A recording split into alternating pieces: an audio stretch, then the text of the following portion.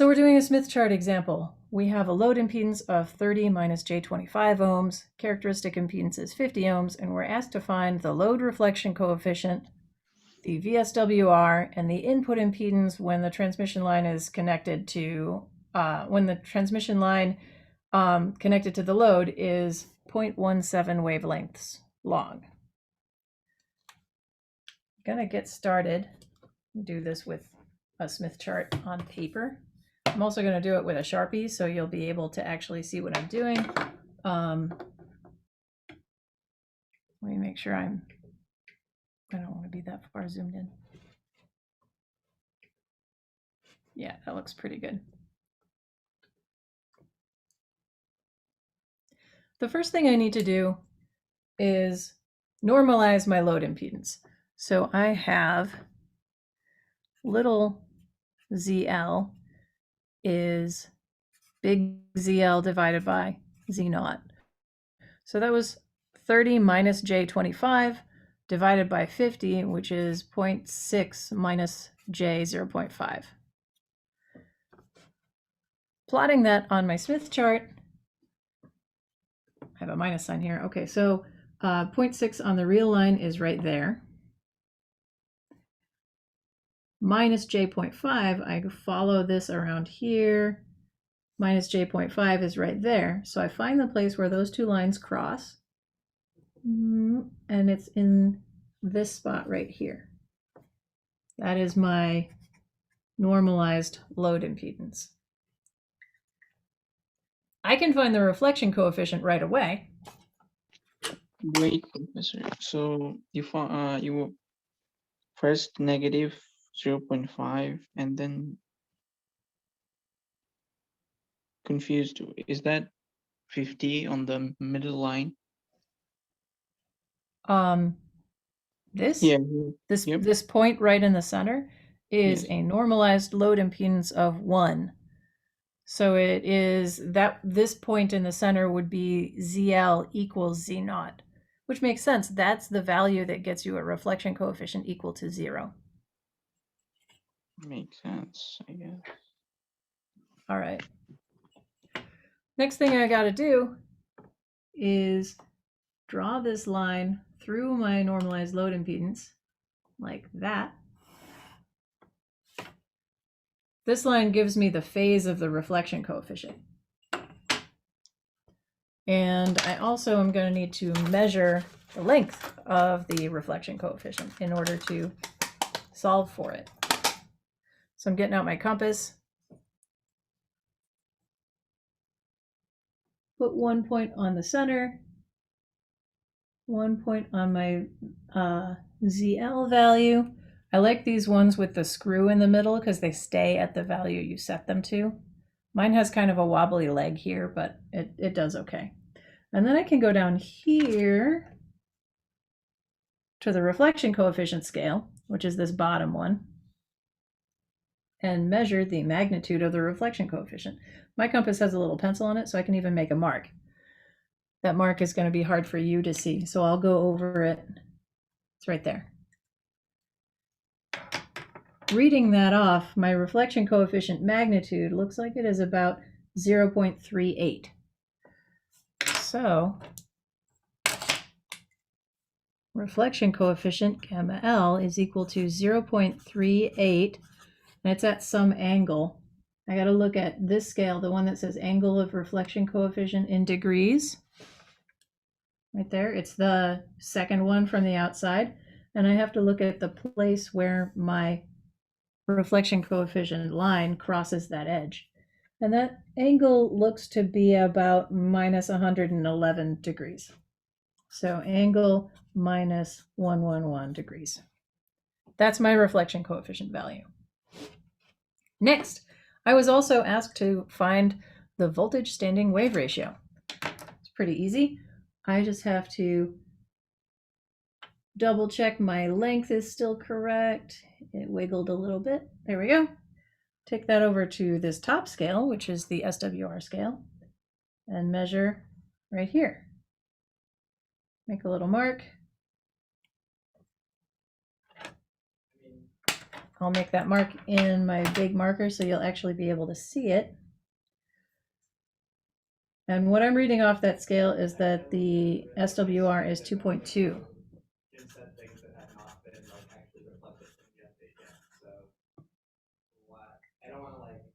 So far, so good. Next, last thing I'm asked to find in this problem is to find the input impedance when I'm connected to a transmission line that is 0.17 wavelengths long. To do that, I need to start by drawing my constant reflection coefficient circle. This compass doesn't make a very dark mark, so I'm going to go over it with the marker after I make the circle, so you'll be able to see it.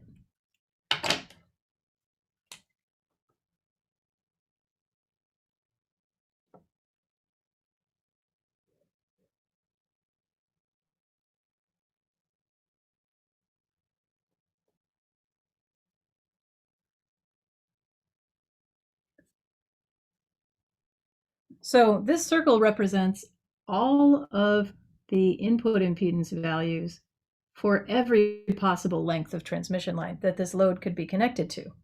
If it's connected to a half wavelength line, that's one full trip around the Smith chart. So it gets me right back to the same input impedance as the load impedance itself. But if I'm a little bit less than half a wavelength or some other value, then it's going to be some other point on this circle. Because the magnitude of the reflection coefficient at that input, right, that's the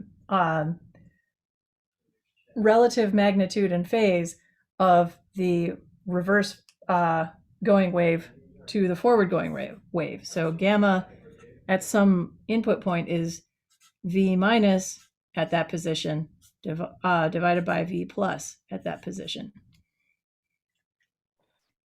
Excuse me, Professor, I have a question. Yeah, yeah. How did you find the focus point again? Or the center of the circle? Or... It's the one that is marked 1. Because that's the point that is reflection coefficient equals 0 because ZL equals Z naught. Professor, quick question. Yeah. That's the How do you exactly plot the Z load again? Because it's just a little blurry. It's hard for me to completely understand how you put it there. Okay. The real part of it, you read off of this line. And you follow one of these closed circles, right? So all of these closed circles that are getting bigger and bigger and bigger, those are the real part. And all of these things that are sort of open arcs, anti-circles, right? Those are the imaginary part. So you follow the real line to your real part. Real part was 0.6, which was right here. You follow the imaginary axis to your imaginary part. Imaginary part was 0.5, which was right there. So I follow my real part down to here, and that's where 0.6 crosses minus J.5. Okay, thank you, Professor. No problem. All right, so the last thing we were trying to find is the input impedance, and we have almost all the information.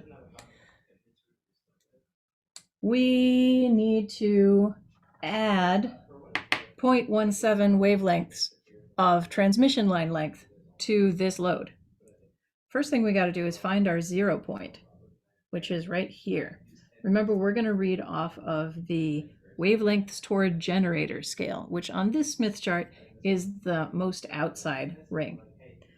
The value that I've got right down here, where my my line out from the center crosses this edge, looks like it is 0.404. All right, so 0.404 wavelengths is my start. Then I need to add 0.17. So 0.404 plus 0.17, I get 0.574.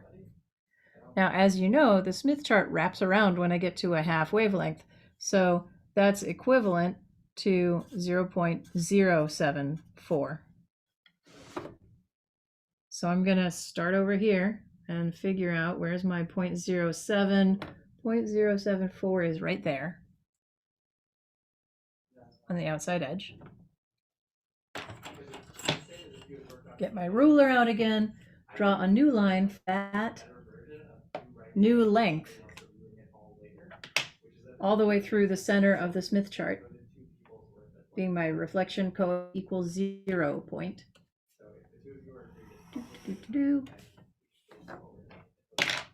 The input impedance, if you add that much transmission line length, is this point right here.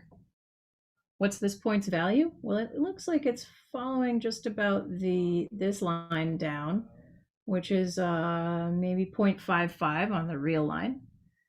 And I'm going to say not quite 0.4. It's going to be 0.388 on the imaginary axis. So normalized input impedance is 0.55 plus J 0.38. And then if I want to find the real not normalized input impedance, I have to multiply that by 50 ohms. So Zn is equal to, and actually I'm kind of bad at multiplying in my head right now, so I'm going to type that into Google and find out what it is. 0.55 times 50 is 27.5, and 0.38 times 50, 0.38 times 50 is 19. All right, so it's 27.5 plus J 19 ohms. That's how we do that problem.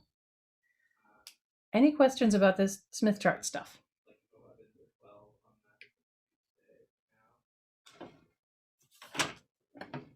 So quick question. Why you Yeah. added 0.17 for? That was the length of transmission line we were connecting to this load. Oh, is it given? Oh yeah. Given this. Yeah. So this start point is really just the phase of this reflection coefficient expressed as a wavelength distance, because as you know, if you are not muted, can you mute yourself, please? I'm getting some weird sound coming from me. The start point is just the phase of the reflection coefficient expressed in wavelengths rather than in phase, because there is a relationship between phase and wavelengths. And then if we add a transmission line with another 0.17 wavelengths, that moves us around clockwise around the Smith chart. And that turns out to be about this far. And then we figure out what the input impedance is there. Makes sense. Thanks. Great. Where did I put my notes? I was like in the middle of talking and now I don't know where they are. Ah, there they are. Okay.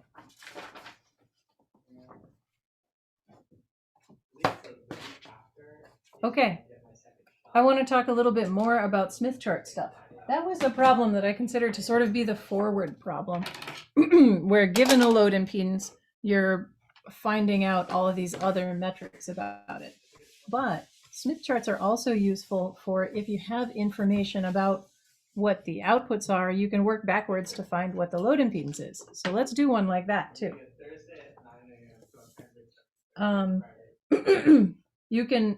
You can, if you are given, there's a couple of combinations of things that you can be given. You can find the load impedance if you are given any of these combinations of things. Gamma L, you need the magnitude and phase, but that's it. VSWR and the location of voltage max or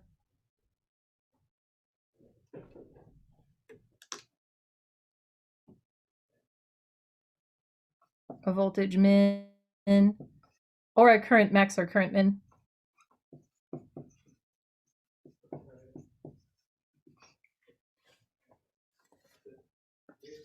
You can find it if you are given the input impedance and the transmission line length, or the input reflection coefficient and length. Oh, and for all of these, you need Z naught too.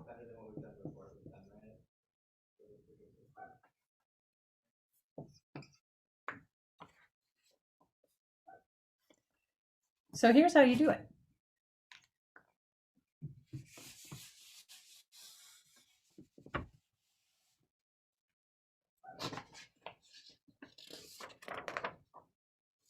Actually, I'm going to tell you a little bit about why this is relevant. And that's, now we have network analyzers, which we're going to talk about pretty soon. But before network analyzers, this sort of backward solution was actually a measurement technique that was pretty common. Because what you would do is you would have a transmission line, often it would be coax, and it would have a little slot in it. And this would be open. Not a very big slot, just a little one. You would have this voltage probe that you'd put in there.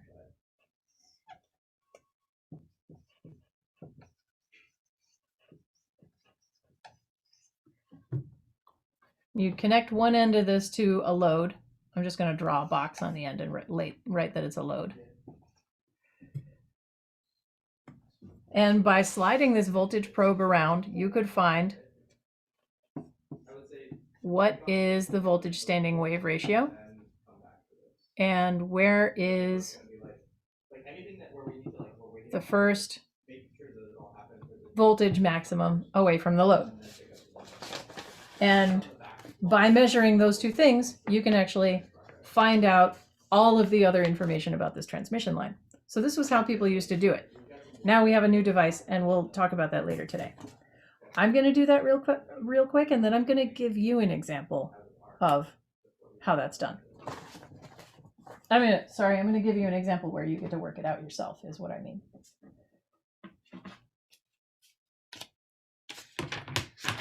New Smith chart.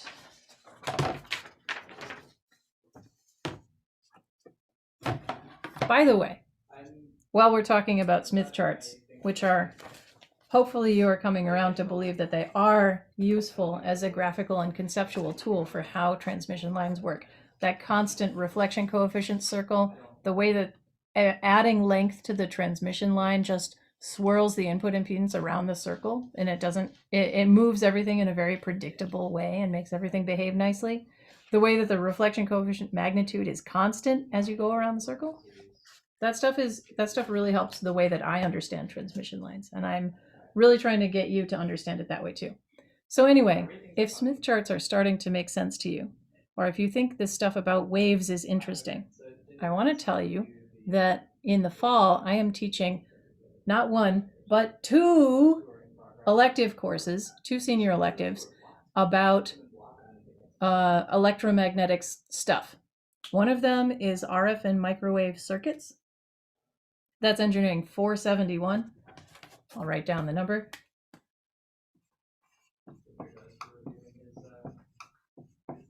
A lot of Smith chart stuff and a lot of stuff in general about what sorts of devices you can make that take advantage of the special properties of transmission lines.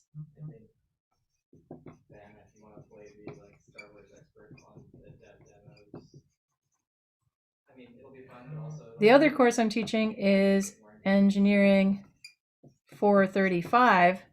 That's antenna design.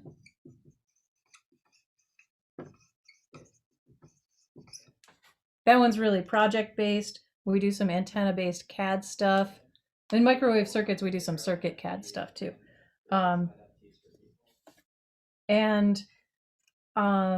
thing is that the Boston area has a long historical association with the radar industry. And as a result, there are a lot of RF engineering jobs in this area. And there's always demand for people who have taken courses like this. But because 331 tends to be sort of a barrier for a lot of people and it's considered difficult, not so many people take these. There are never enough RF engineers. Everybody who takes these courses gets jobs, but also they're always under enrolled. It's really weird. The thing is that once you get through 331, I personally think these two courses are pretty easy. They're not nearly as hard as like the first half of this semester. This course just has a lot of content that we got to do. So anyway, if you're interested in radar, radio, antennas, communications, any of that stuff, these two are good for you. And also pay a lot of attention in signals and systems because Fourier transforms are your friend. All right, and back to it. I'm going to do an example now. Let's say I'm given two facts. The facts I have are that I'm going to need three facts. I'm going to have that the characteristic impedance is 75 ohms, that the VSWR is 5, and the first voltage max occurs at 0.1 wavelengths from load. That's the information I have. How do we solve this? First of all, if the VSWR is 5, that means that at the position of this voltage maximum, the normalized input impedance is also 5. So I can just take a look at the real line here and mark down 5. Easy peasy. Next, I can draw my constant reflection coefficient circle. I already have the stencil, I just hadn't.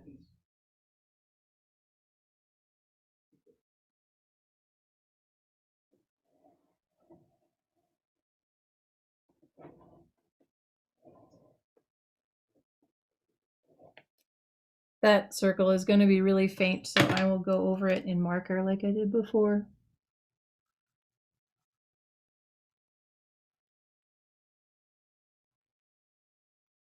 Notice how this circle is not lining up with the lines of the input impedance. Sorry, the impedance plane lines. This circle is centered at gamma equals 0. It's centered right at the middle of the Smith chart. These real part impedance circles, their centers actually move along the real line. They are not centered at the same place, but they have this condition that the right hand edge of each of these real part circles crosses over infinity. All right, that's my constant gamma circle. And I know that the input impedance at that voltage maximum normalized is 5. Now, I need to say that the first voltage maximum occurs 0.1 wavelengths away from the load. Here is the voltage maximum. Now I need to go wavelengths toward load, which are counterclockwise, right? Looking at the inside scale. I'm starting at wavelengths toward load is on 0.25. I need to go 0.1 wavelengths counterclockwise. So that puts me at 0.15.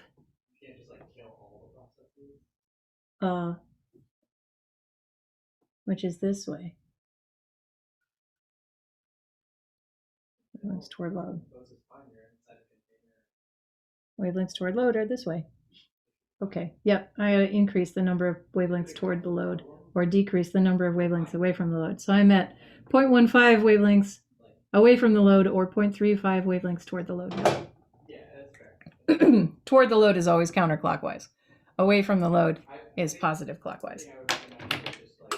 All right, with those two things, I can draw a new line right there through the center point like that. And my load impedance is whatever point this is where it crosses that constant reflection coefficient circle. What's that value? I find the real part by reading it off of the Smith chart. It looks like it is 0.55. So normalized ZL is going to be 0.55. We're on the top half of the Smith chart, so it's a plus J. And what's the imaginary part here? Follow this out. Let's see. It's kind of between 1.2 and 1.3, so I'm going to put 1.25. And my characteristic impedance is 75 ohms, so my actual value of ZL is, time for some more Googling, 0.55 times 75, which is 41.25 plus J 1.25 times 75, J 93.75 ohms. I have also asked myself for the reflection coefficient. Pick up my compass again, measure this distance, pointy part on the center point, other pointy part on the circle. All right, so that reflection coefficient value going down here to the bottom of the Smith chart, measuring on this scale here, I've got about 0.68.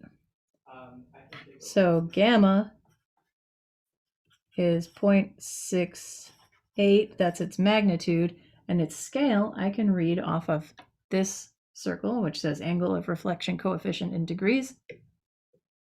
Turns out to be 72. Angle 72 degrees. There's my reflection coefficient. Cool. And I also asked myself to find the input impedance at a transmission line length of 0.3 wavelengths. So now that I know where the load is, I can go from this position where the load is, add 0.3 wavelengths. So I was at 0.15, so that puts me at 0.45, which is right there.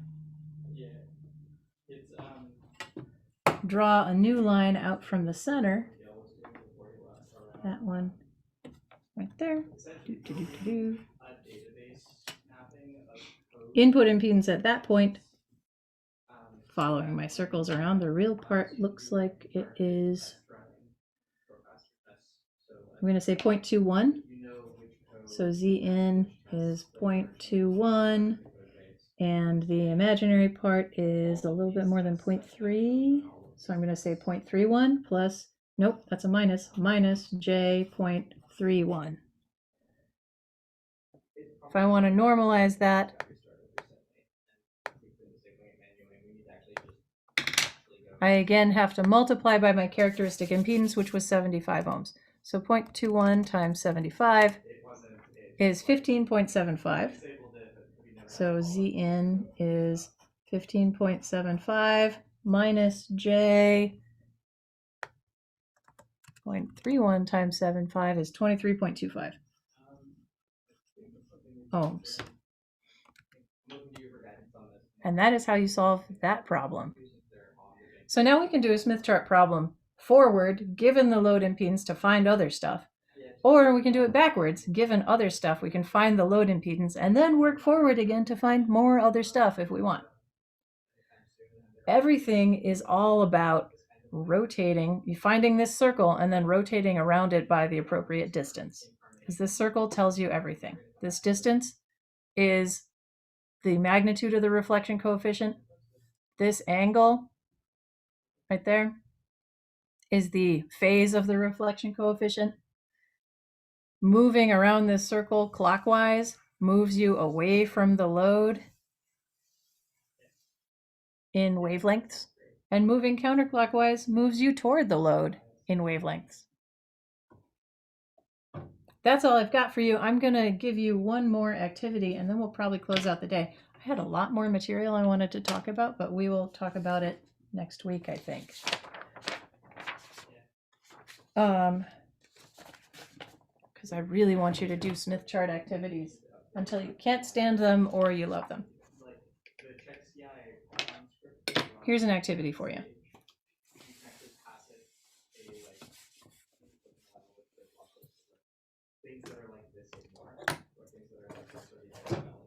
You know that the characteristic impedance is 50 ohms. You know that the viswar is 3.8. And you know that the first voltage max occurs at 0.27 wavelengths from the load. Given that stuff, find the load reflection coefficient, the load impedance, and the input impedance at length equals, I've used 0.17 already today, so I'm going to make it length equals 0.12. Whoops, need some new line there. 12 wavelengths. Give me a second to recreate your breakout rooms. I'm also going to stop the recording now because I think that's all we're going to have time to do for the rest of today. And I want you to try out Smith charts. Definitely use a Smith chart. Yeah, please take a screenshot of your problem statement right now. That'll help.